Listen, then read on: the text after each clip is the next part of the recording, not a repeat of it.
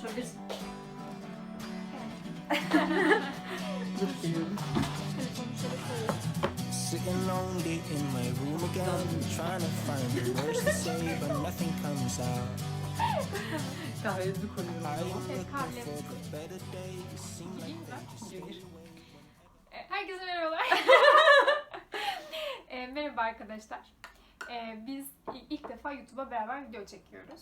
Değil mi? Nasıl o yüzden gireceğimi de bilemedim. Hani böyle biraz hep YouTube videolarında şey yaparlar ya. Merhaba arkadaşlar, yüksek bir giriş mi yapmam lazım yoksa her zamanki gibi mi olmam lazım onu bilemedim. Her zamanki gibi olalım bence. Çünkü diğer Aynen. türlü Aynen. Bu güzel. çalışmadık üzerine.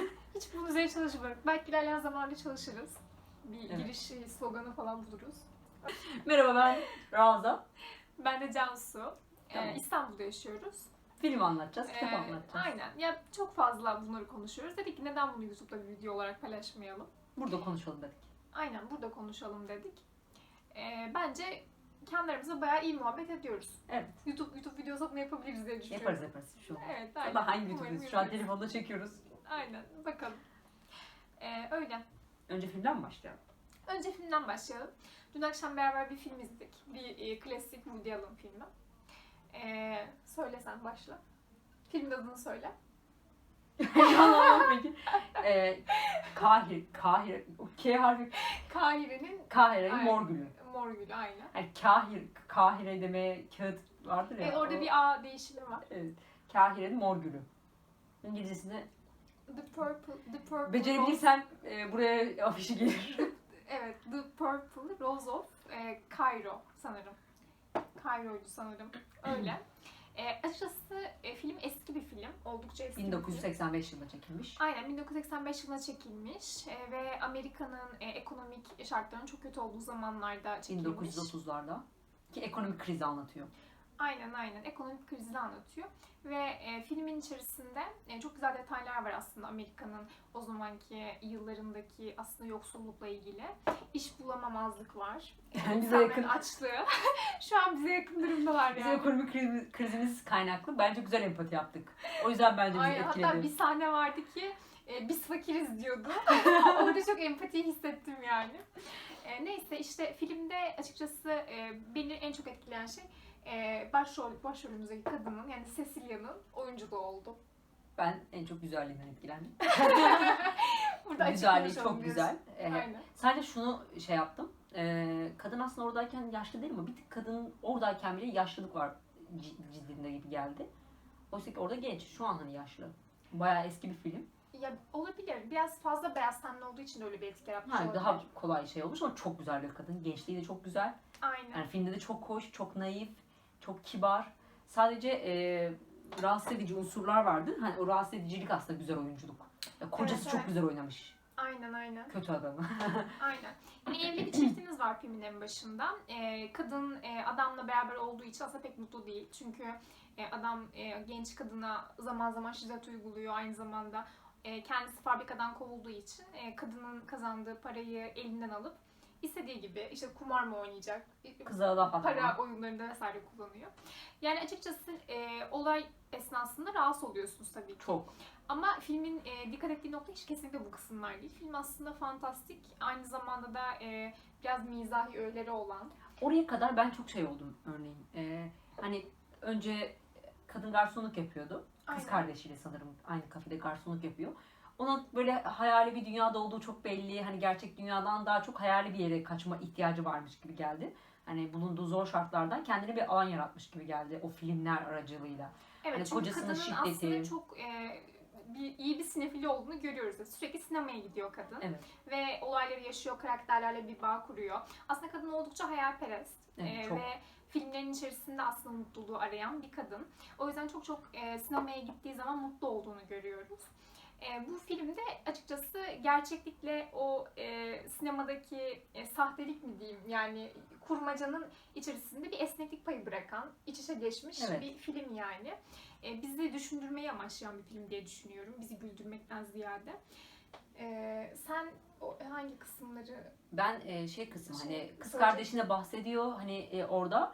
Hani orada şey kırıyor, patronu bu kez oradan patronun da zulmüne uğruyor. Aynen. Hani onun oradaki mobbingine uğruyor. Hani tehdit var ya hani bir daha kırarsan gidersin gibi şeyler oluyor. Onu azarlıyor orada. o hala orada o hayal dünyasında hep o filmin içinde yani. Oradaki karakterlerin içinde. Kız kardeşi onu gerçek şeye hani konuşuyor ama bir yandan koşturuyor da. Hani müşterilere yetişemiyor. Hani oraya geliyor buraya geliyor ama hani o iş bitse de sinemaya gitsem. Evet evet. Yani Kaçmak sanki sinemaya niyetinde. gitmek için Evet. yaşıyor gibi bir durumu Evet. var gerçekten karakterimizin, Cecilia'nın. Ama garip garip bir olay oluyor. Filmin ana konusu bu. Bir gün film izlemeye giderken yine, hatta 5. kere falan izlediği bir film. Şöyle anladım ben. sinemada. O dönemde hani sanırım bir tane film gösteriliyor. Evet, evet, sürekli bir film Aynı film gösteriliyor. her gün Aynı dönüyor film gibi. dönüyor. O kadın da gidebildiği kadar gidiyor gibi bir durum var. Fakat sinemanın içerisinden beğendiği bir karakterin dışarı çıkıp Cecilia'yla tanışmak için onun yanına gelmesi, bir anda seyircilerin şok olduğu bir sahne. Ben de var. şok Çok oldum. çok garip bir sahneydi gerçekten. İzlerken de şaşırıyorsunuz ve beklemiyorsunuz. Sanki Cecilia ile karakter arasında olaylar bitecekmiş gibi dursa da bütün film boyunca filmin diğer karakterleri bunun şokunu yaşamaya devam ediyor. Diğer karakteri, çıkan karakteri geri döndürmeye çalışıyorlar. Seyirciler filmin gidişatının bozulmasından memnun değil. Paralarını geri isteyen seyirciler vesaire var. Bir kaos oluyor yani orada. Evet evet. Ama yani hemen tabii şeyler geliyor, gazeteciler geliyor. Çünkü bu büyük bir olay. İşte telefon ediliyor film şirketine, Aynen. oyuncuya haber veriliyor. Ben mesela orada şey oldum. Şeye kadar şöyle düşündüm. O oyuncuyu bulup anlattıkları kısma kadar sandım ki oyuncular yok gerçekten. Hani fantastik kısmını çözmek kısmından bahsediyorum. Hani bütün o oyuncuların yaşadığı bir filmin içinde yaşıyor bütün oyuncular. Hani fantastik kısmı bu gibi geldi. Hani gerçek hayatta bunların birer kişisi olduğunu düşünmedim. Anlatabildim mi? Evet. Hani adamın bir de gerçek hayattaki bir kişiliğinin olması, onun da oraya gelmesi işleri değiştirdi mesela. Benim için sürpriz olan kısmı o oldu. Evet evet. Ama normalde bu mizanstan işlemeyebilirdi yani. Evet evet. Ama gerçekten filmde onu öyle güzel vermiş ki her detayıyla onu bize yaşattığı Evet, için saçmalamayabilirdi. yine saçma bir nokta gibi gelse de mesela normal şartlarda ben çok fazla fantastik seven biri değilim. Ravza da sanırım. Ama bu onunla bence alakası yok. Evet evet, ama öyle bir fantastik şeklinde Değil. vermiyor yani. Hani sizi inandırıyor gerçekten de o an ona. Ve aslında Süper filmde... kahraman falan gibi bir fantastik yanı yok yani. Tabii tabii, aynen öyle. Ve hani şey kısmında bütün filmde kaos dönerken Cecilia ile o karakterin dünyayı beraber tekrar keşfetmesi, New Jersey'yi beraber keşfetmesi kısmı sizin aslında yüzünüzü güldürecek ufak bir detay oluyor.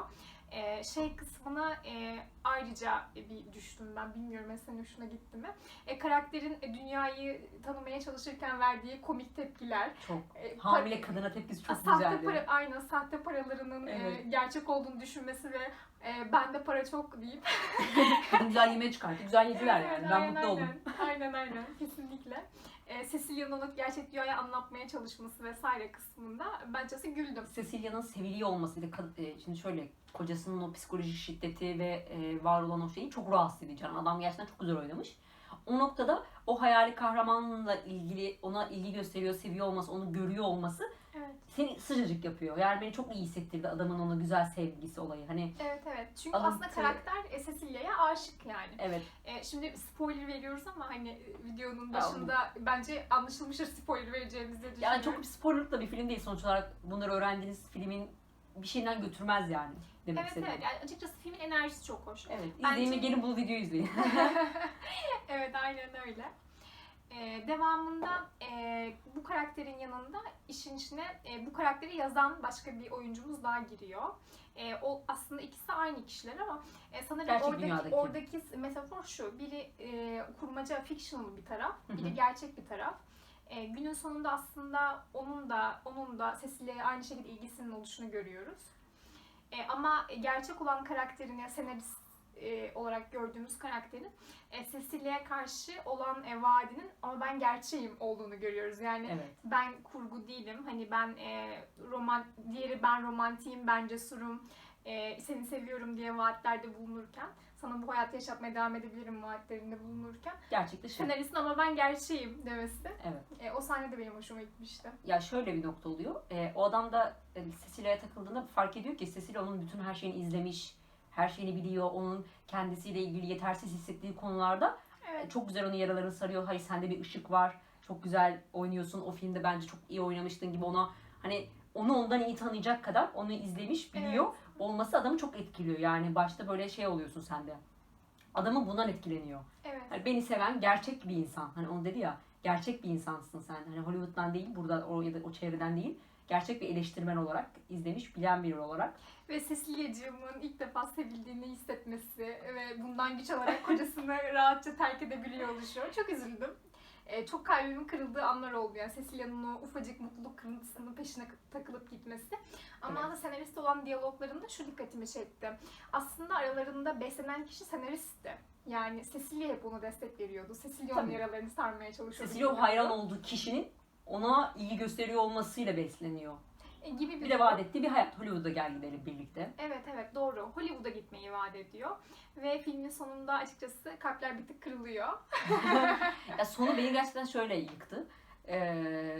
Yani aslında vaadini tamamladı çünkü o hayali olan karakterle Tom'la birlikte gezerlerken hani Tom'a söylüyor hani böyle olur mutlu oluruz gibi. Ama diyor ki, gerçek hayat böyle değil. Hani sürekli gerçek hayatın acımasızlığını Tom'a anlatmaya çalışıyor. Gerçek hayatta hikayeler mutlu sonla bitmez dediği noktada aslında mesajı veriyor. Evet. Mutlu sona bitmeyeceği bu hikayenin gerçek dünyada kalırsa. Evet. Hani bir ara Cecilia'yı da alıp filmin içerisine sokuyor. Hani paraları olmadığı için gel orada yemek yeriz deyip oraya götürüyor. Orada çok güzel bir hayat yaşıyorlar. Orayı gösteriyor. Orası çok güzeldi. Gezdikleri, tozdukları kısım. Yani bir de şey gibi rahatsız edici bir fantastik yanı seni rahatsız edici gerçeklikten çok uzak gibi bir yan değil de içine sıcacık yapacak. Keyifli bir an gibi bakıyorsun hikayeye. Ve 1985'te çekilmiş olmasının yanında çok güzel. O zaman için de çok orijinal bir fikir. Ve saçmalamadan hani sihre büyüye kaymadan bu çok olağan ve ilk defa oluyor ama olmadığını nereden bilebiliriz ki diyor yani bu film şirketine gittiğinde.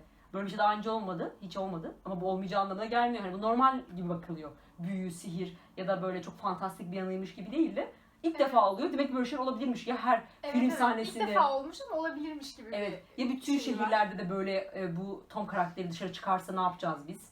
Hani bu hırsızlık mı yapar, ne yapar bilinmezliğiyle ilgili bir kaygıya düşüyorlar. Evet. Cecilia'nın içeri girdiği kısım da çok güzel. Dışarı çıktığındaki kısım da güzel. Gerçek hayatı tanıtma kısmı. Hani şu kilisedeki sahne çok güzeldi bence. Bence de. Tanrı sorgulanması kısmı çok Tim iyiydi. Baxter'ın aslında bütün dünyayı filmden ibaret zannetmesi ve Tanrı olarak da senaristleri evet. görmesi. Beylerlik. Gerçekten değişik bir gönderme olmuş. Evet. Ya film böyle aşk şeyi ya da onunla giden hayali bir dünyaymış gibi anlaşılırken de bir yandan çok güzel derin mesajlar olan, sorgulatan yanları işte o anlamda Tabii, vardı. aynen. Yani aslında burada yoksul bir hayatın içerisinde filmindeki o kurmacayla mutlu olan bir kadının günün sonunda tekrar gerçekleri eline aldığında nasıl çakılıp yere düştüğünü görüyoruz. Çünkü filmin sonunda onu Hollywood'a götürmeyi vaat eden adamın onu bırakması, kariyerinin peşinden gitmesi ve ucuz kurtulduğum gibi bir mesajla Hollywood'a gitmiş olması kadını aslında yıkıyor ve kadın en sonunda yine gidip sinemaya sığınıyor. Yani o kısım da beni etkiledi. Eline valizle ve tekrar yeni gelen filme gidiyor. Evet, kocasının yanından valize çıkıp normalde Hollywood'a gitmeyi planlarken sinemada çıkan diğer bir filme gidişi aslında kendini yeni avuntularla, yeni kurmacalarla oyalaması gibi bir şey oluyor yani. Şu kısmı kaçırmayalım. İşte şey gibi bir kısım oluyor. Şimdi gerçek hayattaki o rolü oynayan kişiyle Tom yani filmin içerisindeki karakter arasında ikileme gelip kalıyor bu filmin salonunda. Ve orada hani gerçek kısmı seçiyor kadın. Tom'a da beni anlarsın gibi düşünüyor. Tom da üzülerek filmine geri dönüyor. Ve bu diyor ki tamam valizini topla gideceğiz gibi bir kısım oluyor. Hani orada bir gerçeği seçiyor hikayede. Evet. Ve eve dönüyor, valizini hazırlıyor. Kocasına karşı ben gideceğim, sen beni sevmiyorsun deyip çıkıp gidiyor. Ve film şeyine görüyor ki o film artık yayından kaldırılmış, yeni bir film girmiş. Herkes Hollywood'a geri dönmüş. Cecilia'yı almadan. Giden gitmiş ve eliyle valizle kalıyor ve hani kocasına resti çekip çıkıyor yani. Tabii. Ve tekrardan filme giriyor. Şöyle bitsin istedim hatta hikayede. Gitti, çok üzüldüm. Hani bir ara adamı da uçakta gösterdiler ya. Bir tık adamın orada pişman olup geri dönmesi beklentisi oldu bende. Kesinlikle oldu. Bende de oldu. Aynı beklenti. Sonra bir de şöyle bir beklenti oldu. Film salonuna geri girdi ya. Orada şey olsun istedim. O da film içine bir kez girebildi. Belki yine girebilir ve oradan kurtulabilir. Kocasının yanında dönmesini hiç istemedim. Evet. Zaten o kısmını da göstermemiş. Evet. Ama tabii seyirci olarak anlıyorsunuz yani. Kadının en son nereye gitmek zorunda kalacağını Film anlıyorsunuz. içine girdi ki hani oradan keşke yine birisi çıkıp alsa ve bu kez gerçeği değil de hayali seçse ve hani filmin içerisine girse gibi Evet, istedim.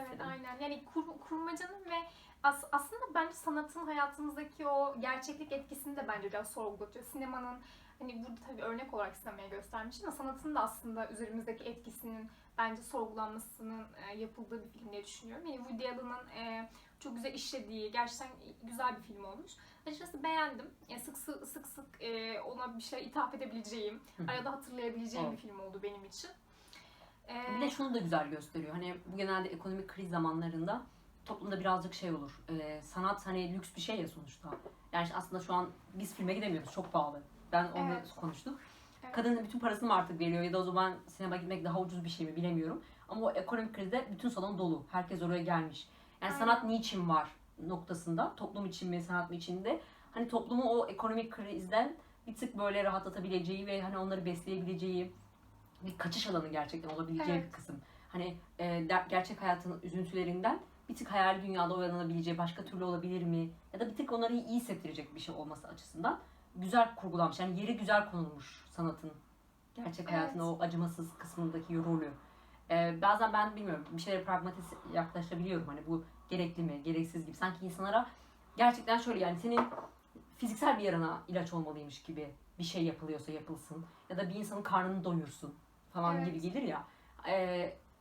O kısımda sanki sanat gereksizmiş gibi. Ya da böyle bu gerçek dertlerden uzakmış gibi. Ve bunlar böyle toplumda şey olur hani siz tuzunuz kuru gibi hani yaklaşılır sanatçılara da. O anlamda aslında çok büyük rolleri olduğunu görüyorsun. Evet, aynen öyle. O- Ben de aslında buna getirmeye çalışıyordum. Kesinlikle aynısını düşünüyorum. Aslında günlük hayatımızda da bunun çok etkisini görüyoruz bence. Kendi üzerimizde de Evet. görüyoruz yani. Bak işsiziz şu an biz neden besleniyoruz? Bu filmden.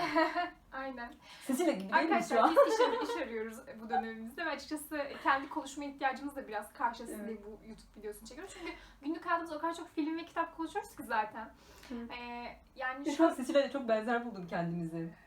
Biz de filmin içi... bir romantizm içerisinde biz de mi? Hayır yani o filme kaçta ekonomik kriz çok benzer şu an hikayemizle. Aynen. Biz de bir ekonomik krizde iş bulma kısmına zorlanırken biz film izlemelere başladık. Ve bu filmde bizim ilk konumuz oldu. Evet, aynen öyle oldu. Benzer gördüm. Yani Neyse. evet. Kaç Bir dakika gün oldu biliyor musun? işsizlik konusu 15 dakika falan oldu. olsun. Umarım video çekiyordur hala. İnşallah. İnşallah. Bir ara arkadaşlar işsizlik konusunda bir video çekelim istiyoruz ama hani bilmiyoruz yani. Bu talep görür mü, izlenir mi kısmından emin değiliz. Bu videoyu birileri izlerse mutlaka yorum yapsınlar ki biz de yönlenebilelim. Hani da bizi Aynen, gören, aynen. duyan birileri var diye bilelim. Çünkü çok hayali dünyaya girmeye çalışıyoruz şu an biz. Bak Evet. gerçeklikten uzaklaştık. Bir tık şu an evet ben de şu an seslilermişim gibi hissettim yani. Bir tık hissettim. Onu kadar güzel olmayı da diledim şu an. Çok güzel bir kadın. Çok güzel bir kadın gerçekten. Öyle o zaman bu videoyu kapatalım. Bir bakalım. Evet çektim ne Kapatalım, yaptım. bir bakalım. Teşekkür ederiz Teşekkür bizi izlediğiniz ederiz. için. Evet. Buraya kadar izlediyseniz. Umarım tekrar güzel videolar çekeceğiz. Videoyu izleyenler bu filmle ilgili yorumlarını yazabilir.